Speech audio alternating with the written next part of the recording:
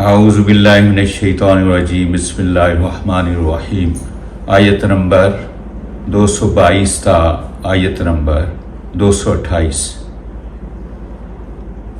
سورت بقرہ پارہ دوسرا ارشاد باری تعالیٰ ہے وَيَسْأَلُونَكَ عَنِ الْمَحِيضِ قُلْ هُوَ أَذًى فَاعْتَزِلُوا النِّسَاءَ فِي الْمَحِيضِ۔ عورتوں کے مسائل کے بارے میں حضور نبی رحمت صلی اللہ علیہ وسلم سے صحابہ نے پوچھا کہ عورتوں کو جو حیض آتا ہے یہ کیا ہے، کیونکہ یہودی اور مجوس ان دنوں عورتوں کو اپنے سے دور کر دیتے تھے، ان کے ساتھ کھانا پینا بند کر دیتے تھے، یہاں تک کہ اپنے روم سے علیحدہ کر دیتے تھے، اور عیسائی تفرید کا شکار تھے، وہ ان دنوں کسی چیز کا پرہیز نہیں کرتے تھے۔ تو بہت اہم مسئلہ تھا، رسول پاک صلی اللہ علیہ وسلم سے جب پوچھا گیا تو اللہ نے وہی بھیجی، قل هو أذًى، فرما دیجئے پیارے حبیب وہ گندگی ہے، حکم کیا ہے فَاعْتَزِلُوا النِّسَاءَ، ان دنوں عورتوں کے قریب نہ جاؤ۔ قریب نہ جانے کا مطلب یہ ہے کہ مباشرت نہ کرو، باقی معاملات کی اجازت ہے۔ فَاعْتَزِلُوا النِّسَاءَ فِي الْمَحِيضِ، ان دنوں میں، ماہواری کے دنوں میں عورت پر نماز معاف ہے۔ روزے رمضان کا مہینہ ہے وہ نہیں رکھنے، لیکن ان کی قضا لازمی ہے۔ طواف زیارت یا طواف بیت اللہ نہیں کرنا ہے، مسجد میں نہیں جانا ہے، قرآن پاک کو ہاتھ نہیں لگانا ہے۔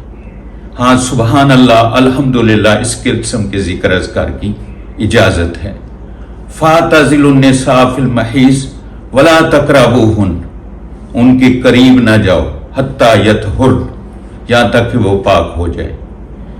کچھ عورتوں کی روٹین 7 دن کی ہوتی ہے، کچھ کی 3 دن ہوتی ہے، تو ان کے لیے حکم یہ ہے جب پوری پاکیزگی کا اطمینان ہو جائے اور پھر اس کے بعد وہ غسل کرے، غسل جو فرض ہوتا ہے سنن اور فرائض کا خیال رکھتے ہوئے، اس کے بعد وہ خامد بیوی کے سارے معاملات کی اجازت ہے۔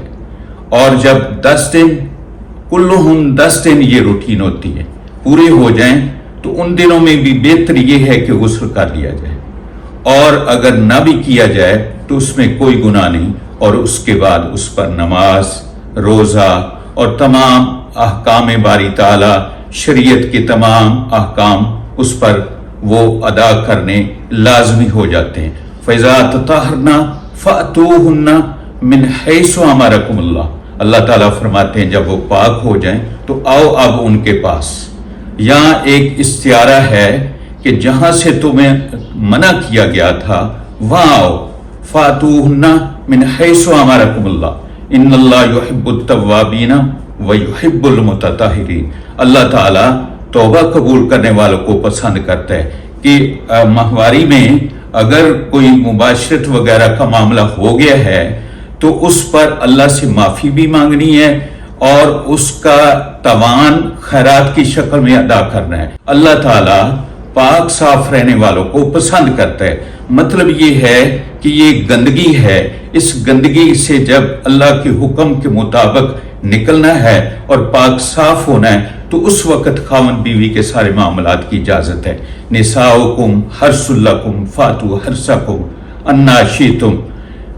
یہودی یہ کہتے تھے کہ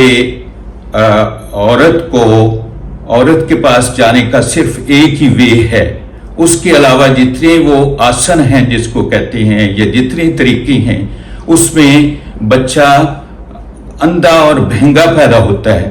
جب صحابہ نے رسول پاک سے پوچھا تو اللہ نے یہ آیت نازل کر دی اور ارشاد فرمایا وہ تمہاری کھیتیاں فاتو حرثکم انا شئتم، اللہ تعالیٰ تمہیں اجازت دیتا ہے کہ جیسے تم چاہو اب ان سے قرابت داری کرو، اس کے مختلف طریقے ہیں، اٹھ کر بیٹھ کر جیسے بھی آسان ہو۔ اور یہاں ایک مسئلے کی وضاحت میں یہ کر دوں کہ قوم لوط پر غیر فطرتی فعل سے عذاب آیا تھا، اور عذاب اتنا سخت آیا تھا کہ اللہ تعالیٰ نے ان پر پتھر برسائے۔ امت محمدیہ پر ایسے عذاب نہ آنے کی وجہ یہ ہے کہ اللہ کے نبی نے دعا کی تھی۔ اب تنبیہات آتی ہیں، تو لہذا یہ کام قوم لوط کے لیے عذاب کا سبب بنا تو یہ حرام ہے اور گناہ کبیرہ ہے۔ حدیث سنا دوں میں یہاں ایک کہ ملعون من اتی امرأۃ فی دبرہا، یہ مسند احمد میں حدیث ہے اور ابو داؤد شریف میں حدیث ہے۔ وقدموا لانفسکم، اور اپنے اعمال اپنے لیے آگے بھیجو۔ واتقوا اللہ، ڈرتے رہو اللہ کی نافرمانی سے۔ انکم ملاقو، کہ تم نے اللہ سے ملاقات کرنی۔ وبشر المومنین، اور مومنوں کو خوشخبری دے دو۔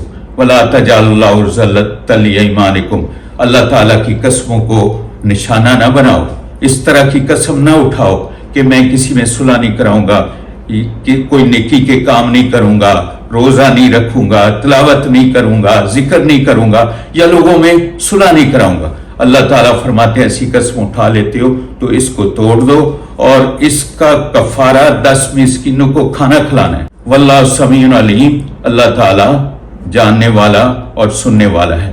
لا یؤاخذکم اللہ باللغو، اللہ تعالیٰ تمہاری لغو قسموں پر پکڑ نہیں کرے گا۔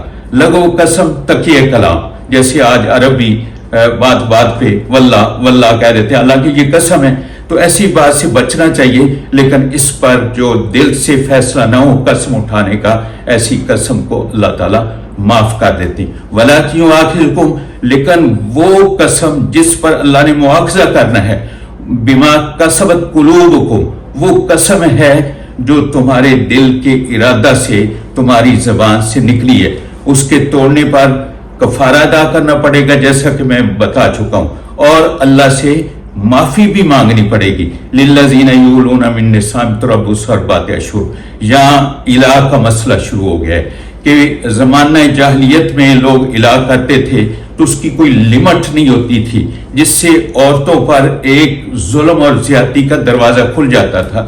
تو اللہ تعالیٰ نے اس کی لمٹ بتا دی ہے کہ 4 مہینے ہیں، 4 مہینے اگر قریب نہیں جاتا ہے تو طلاق پڑ گئی ہے۔ اب دوبارہ واپسی ہوگی تو پھر وہ نکاح کرے گا اور کفارہ بھی ادا کرے گا، اور اگر اس سے پہلے وہ رجوع کر لیتا ہے تو پھر کفارہ ہے، طلاق نہیں ہے۔